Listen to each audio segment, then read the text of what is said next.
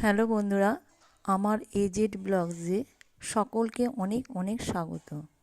আজকে আমি তৈরি করছি শীতকালীন একটা রেসিপি, সেটা হলো পালং শাকের চচ্চড়ি।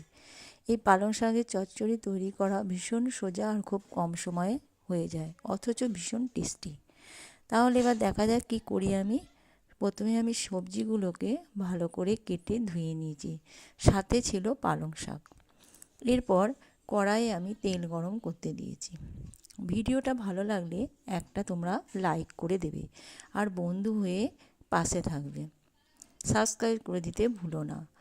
তার মধ্যে দিয়ে দিলাম পাঁচ ফোড়নটা ভালো করে আমি বেশ ভাজা ভাজা করে নেব তেলের সাথে। এটা অবশ্যই করবে, নালে কিন্তু খেতে ভালো লাগবে না।